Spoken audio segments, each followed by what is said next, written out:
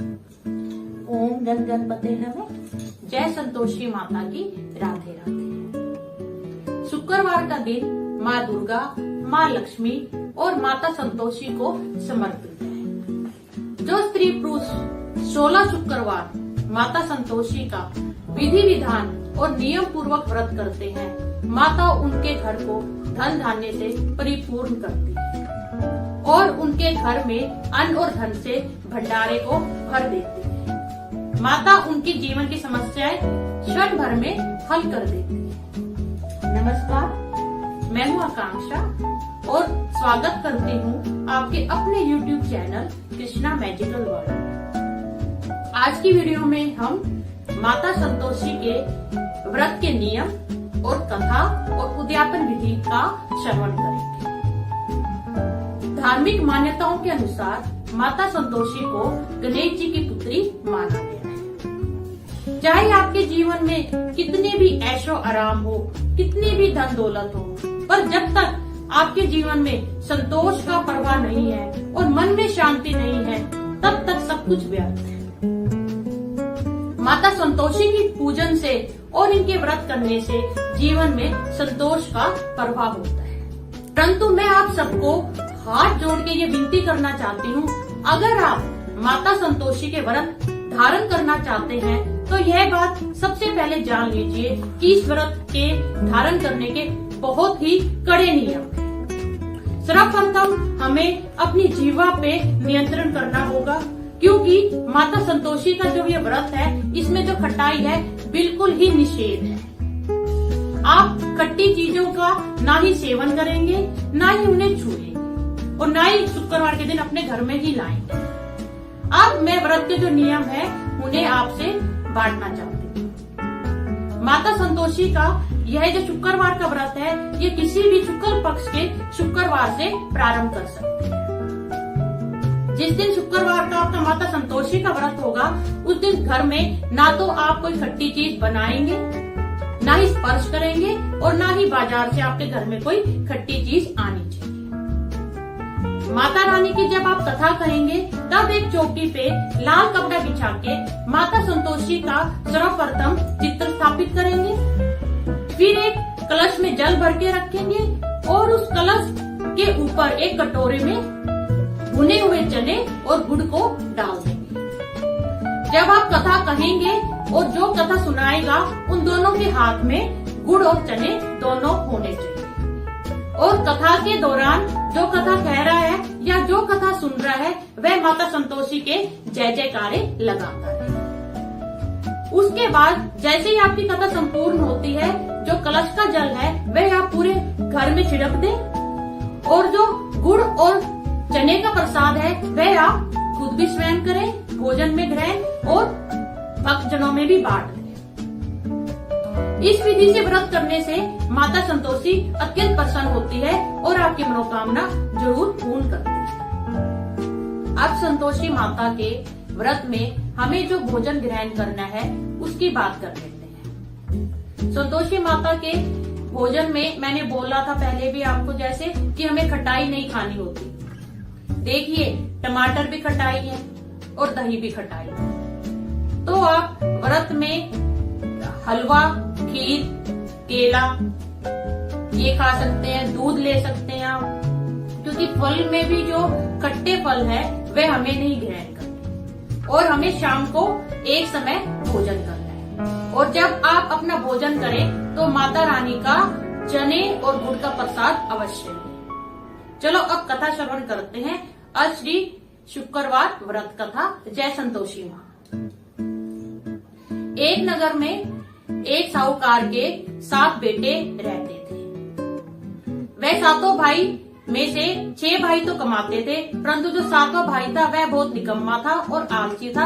वह कुछ भी कमाई धमाई नहीं करता था। तो उसकी जो माँ थी, बुढ़िया थी, वह 7 भाइयों को तो अच्छा खाना देती थी, परंतु जो 7वां जो भाई था उनको उन सबकी जूठन खिलाती थी। परंतु जो 7वां जो बेटा था बुढ़िया का, वह बहुत भोला भाला था।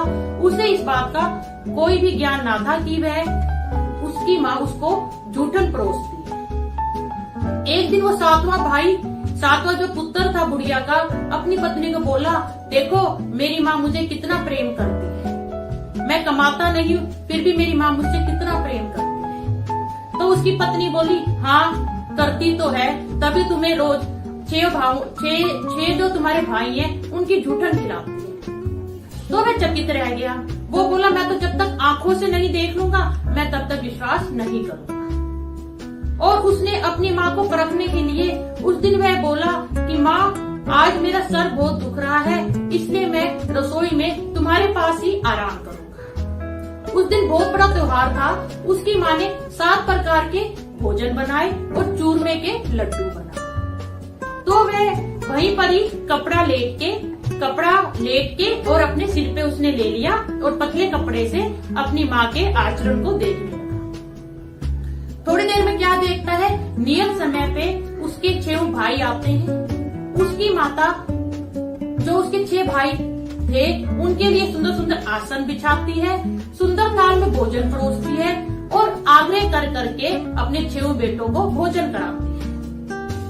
उसके बाद वह क्या देखता है, जैसे ही उसके 6 भाई भोजन ग्रहण करने के बाद चले जाते हैं, उसकी माँ उन 6 थालियों में से उनके बचे हुए लड्डू उठाती है और उन सब बचे हुए लड्डुओं का एक बड़ा लड्डू बनाती है और 7वीं थाली उसके लिए लगा के बोलती है, बेटा उठ, तेरे 6 जो भाई हैं उन्होंने भोजन कर लिया, अब तू भी ग्रहण कर भोजन। वह फिर क्रोध में बोलता है, माँ मुझे भोजन नहीं करना, मैं तो परदेश जा रहा हूँ। तो माँ बोलती है, मेरे तरफ से तो आज का जाता कल का जाता, तू आज ही जा। तो बोला, हाँ मैं आज ही जा रहा हूँ। और यह कह के वह घर से निकल जाता है। जैसे वह घर से निकलता है उसे अपनी पत्नी की याद आती है। तो वह सोचता है कि एक बार पत्नी से भी मिलता चलूं। जब वह देखता है तो उसकी जो पत्नी है वह गौशाला में कंडे थाप रही। तो वह उसके पास जाता है और बोलता है, प्रिय मैं परदेश जा रहा हूँ। तो उसकी पत्नी बोलती है, अवश्य आप जरूर जाइए, मैं आपका बेसब्री से इंतजार करूंगी कि आप सकुशल लौट आए। पति बोला, हम जावे परदेश को आवेंगे कुछ काल, तुम रहियो संतोष से धर्म अपना पाए।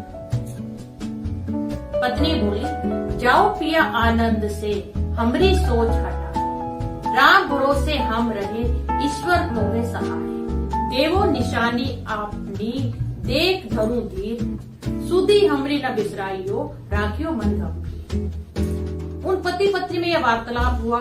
तो वह पति बोला, मेरे पास तो ये अंगूठी है, यह तुम निशानी के तौर पे रख लो। और उसके बाद पति पत्नी को बोला, मैं तुम्हारी निशानी के तौर पे क्या लेके जाऊं? तो वह बोली, मेरे पास तो स्वामी कुछ भी नहीं है, ये गोबर वाला हाथ है। और उसने वह गोबर वाला जो हाथ है उसकी पीठ पे थापे से मार दिया और वह जो उसका पति था वह परदेश को चल दिया। चलते चलते वह दूर देश में गया। वहाँ पे एक साहूकार की दुकान में वह बोला कि मुझे नौकरी पे रख लो। साहूकार बोला, जरूर रखूंगा। तो वह बोला कि मेरी तनख्वाह कितनी होगी? तो साहूकार बोला, काम देख के ही दाम दूंगा, तुम पहले मुझे काम करके दिखाओ, उसके बाद मैं तुम्हें जितनी तुम्हारी तनख्वाह बनेगी उतनी दे दूंगा। और वह जो गुड़िया का जो बेटा था वहाँ पे काम करने लगा। थोड़े दिनों में वह सारा माल खरीदना, ग्राहकों को माल बेचना, यह सब काम बहुत अच्छे से सीख गया। उस साहूकार के यहाँ 8 से 10 लड़के काम करते थे। वह सब ये देख के चकित थे कि वह बहुत जल्दी होशियार बन गया था। वह इतना होशियार बन गया कि 3 महीने बाद जो सेठ था उन्होंने उसे अपना भागीदार बना लिया और मुनाफे में भी उसे हिस्सा देने लगा। ये होते होते 12 वर्ष बीते। 12 वर्ष जब बीते तब वह जो पति था वह बहुत बड़ा सेठ बन गया और जो साहूकार था वह अपना सारी जो भी धन दौलत थी वह उसे देके वह भी वहीं से दूर चला गया। और इधर उस पत्नी का हाल सुनिए। जब उसका पति परदेश चला गया तो पीछे से सास और ससुर उस बेचारी को बहुत दुख देने लगे। वे पहले तो उसे सारे घर का गृहस्थी का काम कराते, उसके बाद उसे बोलते कि जंगल में से लकड़ी बीन के लाओ। और जब वह बेचारी जंगल से लकड़ी बीन के घर को लौटती तो हम जो आटा छानते हैं उसके नीचे जो भूसी बनती है, उस भूसी की सिर्फ एक रोटी और जो नारियल का जो वो होता है गिरी होती है, उसके अंदर उसका पानी भर के रख दिया जाता था, जो वह आके ग्रहण करती थी शाम को जब वो लकड़ी काट के लेके आती। एक दिन पत्नी शाम को लकड़ियां काट के और वापस घर को आ रही थी, तभी जंगल में क्या देखती है, 14-15 जो महिलाएं हैं वह किसी व्रत की कथा सुन रही है। तो वह उन महिलाओं के पास जाके पूछती है कि बहनों, तुम किसकी कथा सुन रही हो, किस व्रत की कथा सुन रही हो? तो उनमें से एक महिला बोलती है कि हम शुक्रवार को संतोषी माता के व्रत की कथा सुन रहे हैं। तो वह बोली, इस कथा के सुनने का क्या लाभ है? तो वह बोली, संतोषी माता के व्रत के लाभ ही लाभ है, इससे घर में दरिद्रता और निर्धनता का नाश होता है, घर में सुख शांति आती है और मन की चिंता है वह खत्म हो जाती है। तो मन में उसका भी हृदय में कुछ हुआ, उसने सोचा कि मुझे भी मेरे पति की जितनी चिंता है, तो इसलिए मैं क्यों ना शुक्रवार का संतोषी माता का व्रत करूं। तो उसने अपना जो लकड़ी का गट्ठर था उसमें से एक गट्ठर तो घर के लिए रख लिया और जो दूसरा गट्ठर था वह उसने बेच के और चने और गुड़ खरीदा। और तभी जैसे वह चने और गुड़ खरीद के आई, तभी वो क्या देखती है, जंगल में एक छोटा सा मंदिर है। जब वे लोगों से पूछती है कि ये मंदिर किसका है, तो सब बोलने लगे संतोषी माता का मंदिर है।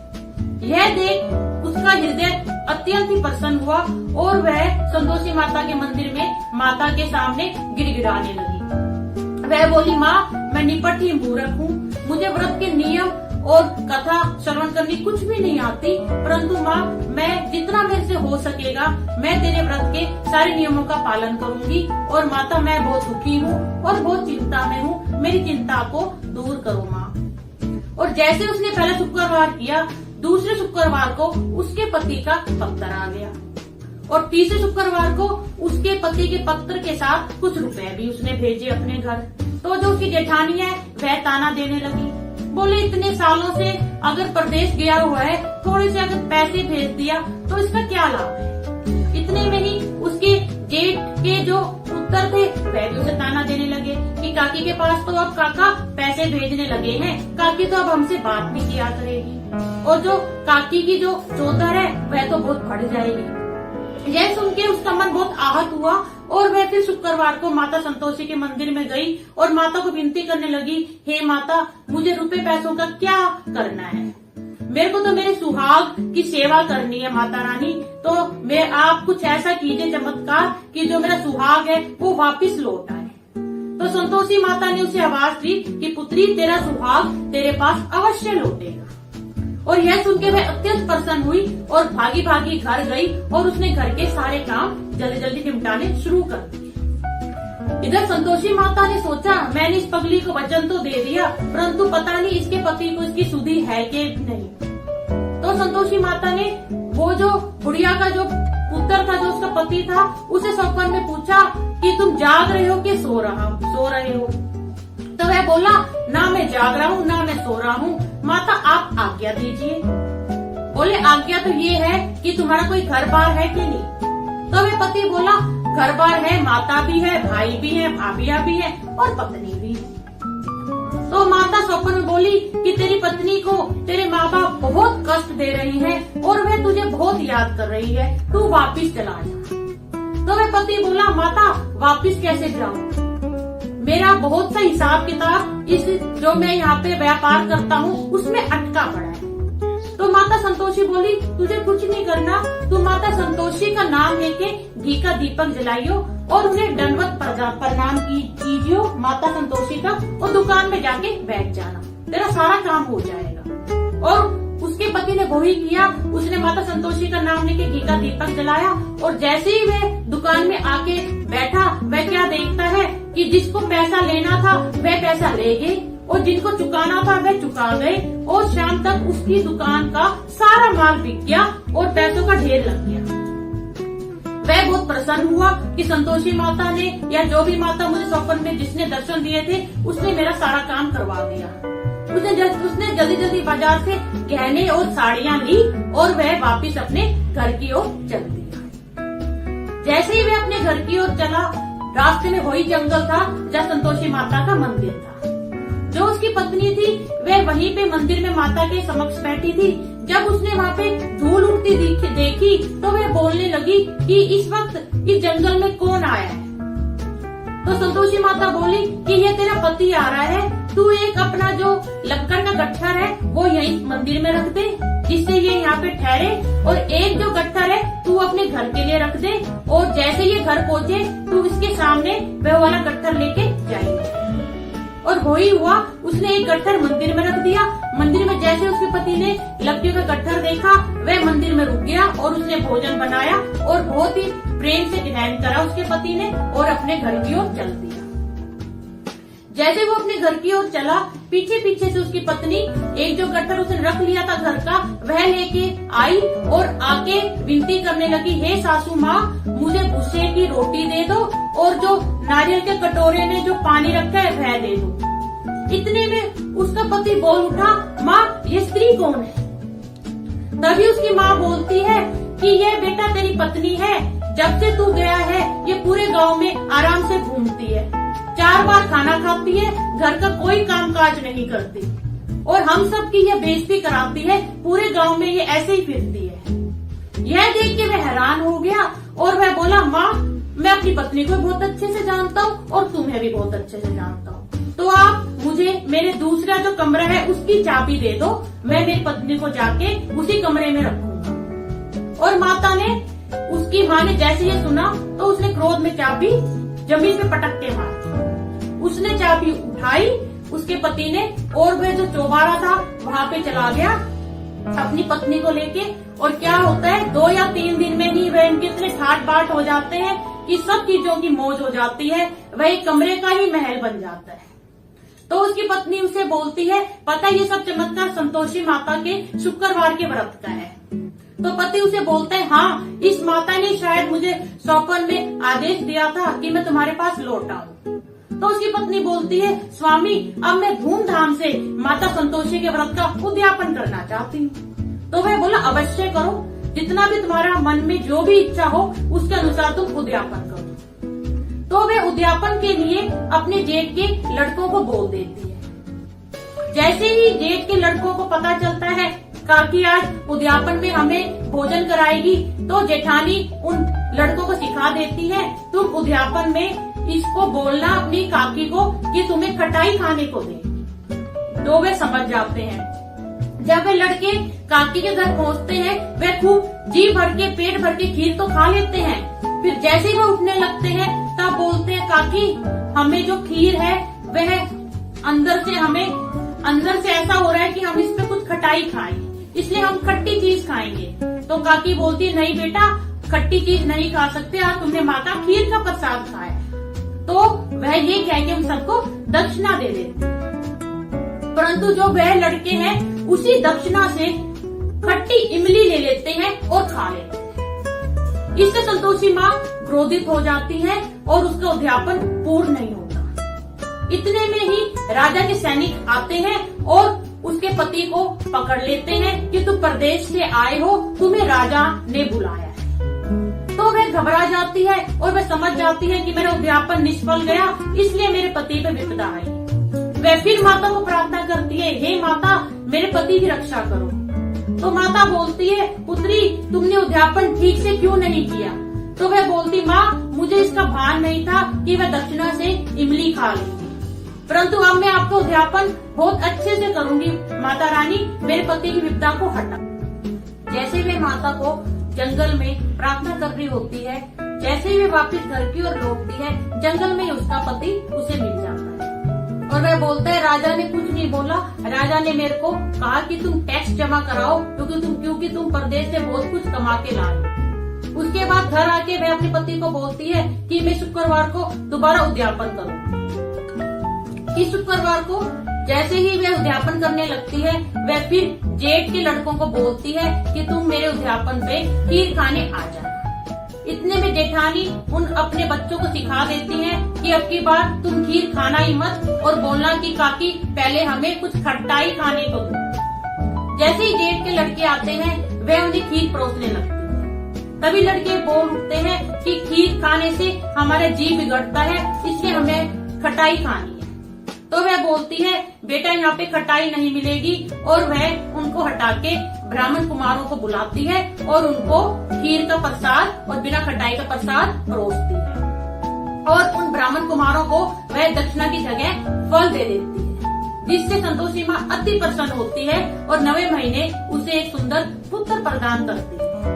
अब वह माता रानी के भक्त रोज शुक्रवार को अपने पुत्र के साथ, अपने पति के साथ माता रानी के जंगल वाले मंदिर में जाने लगती है।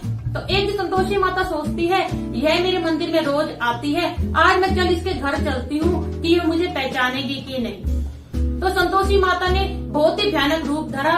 उन्होंने सांड जैसे होठ बना लिए और अपने मुख पे चने और गुड़ को पूरा मल लिया और उन मुख पे मोटी मोटी मक्खियां भिनभिनाती हुई दिखा दी।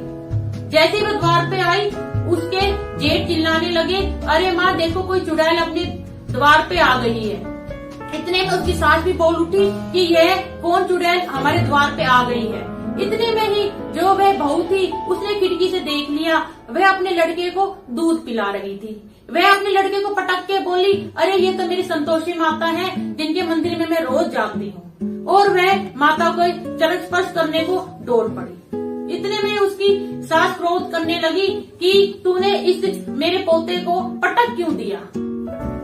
जैसे उसकी सास उसे डांटती है कि तूने पोते को क्यों पटक दिया, माता के प्रताप से तभी सबको चारों ओर लड़के लड़के नजर आने लगते हैं।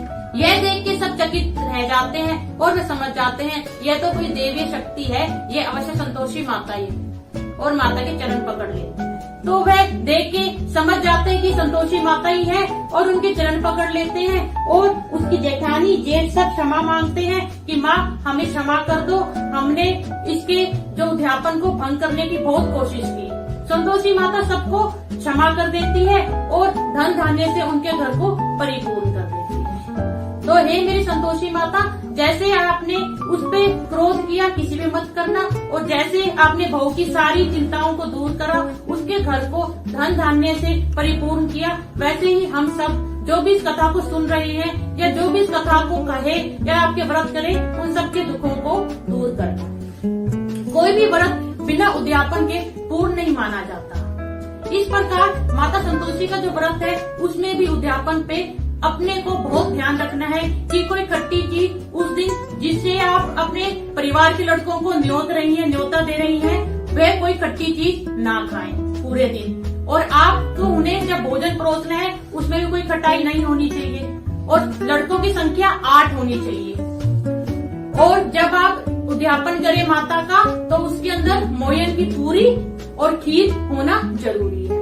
इस प्रकार आप गुड़ और चने भी उद्यापन में जरूर रखें, और गुड़ और चने अगर आप हर शुक्रवार को अगर आप दुकान से खरीद के लाएंगे 1.25 रुपए के, 11.25 के, 5.25 के, तो अति शुभ होता है। अगर हर शुक्रवार को नहीं तो कम से कम उद्यापन वाले शुक्रवार को कुछ आप गुड़ और भुने हुए चने खरीद के जरूर लाएं, और वह प्रसाद के तौर पे बांटने चाहिए। आशा करती हूँ आपको संतोषी माता की जो ये मनोहारी कथा है बहुत अच्छी लगी होगी। अगर आपको मेरी कथा अच्छी लगी हो तो आप चैनल को सब्सक्राइब जरूर कीजिएगा, और इस कथा को ज्यादा से ज्यादा शेयर कीजिएगा, ताकि माता संतोषी का चमत्कार हर किसी के पास पहुँचे। अब मुझे जाने की आज्ञा दीजिए। आपका बहुत बहुत धन्यवाद। जय संतोषी माता।